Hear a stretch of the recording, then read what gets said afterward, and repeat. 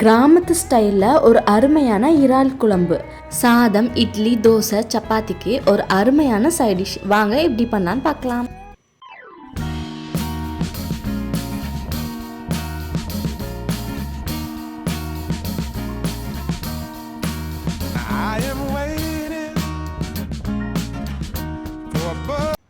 ஒரு கடாயில் கொஞ்சமாக கடலெண்ணெய் சேர்த்துருக்கேன். அது கூட கொஞ்சமாக சோம்பு, ஒரு 15 சின்ன வெங்காயம் கிட்ட கட் பண்ணி வச்சுருக்கேன், அதையுமே சேர்த்துக்கிறேன். ஒரு கீரண மிளகா, ஒரு கொத்து ஃப்ரெஷ் கருவேப்பிலை சேர்த்துக்கிறேன். வெங்காயம் நல்லா கண்ணாடி பதம் வர நல்லா வதக்கிக்கலாம்.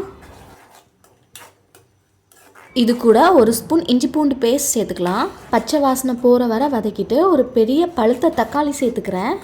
நம்ம தேங்காய் சேர்க்கல குழம்புக்கு, அதனால இந்த தக்காளியை நல்லா கொலைய வதக்கிக்கலாம். அப்போ தான் குழம்பு கொஞ்சம் கெட்டியாக வரும். தக்காளி இந்த அளவுக்கு வதங்கினக்கப்புறம் 1 டேபிள் ஸ்பூன் வத்தப்பொடி, 2 டேபிள் ஸ்பூன் மல்லிப்பொடி, அது கூட கொஞ்சமாக கரம் மசாலா சேர்த்து நல்லா ராஸ்மல் போகிற வர வதக்கிக்கலாம்.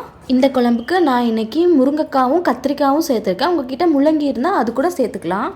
ஒரு 2 நிமிஷம் அந்த காய்கறியை இந்த மசாலா கூட நல்லா வதக்கி விட்டுக்கலாம். ப்ரானை நல்லா க்ளீன் பண்ணி மஞ்சள் பொடி மிக்ஸ் பண்ணி வச்சுருக்கேன், அதையுமே இது கூட சேர்த்துக்கலாம்.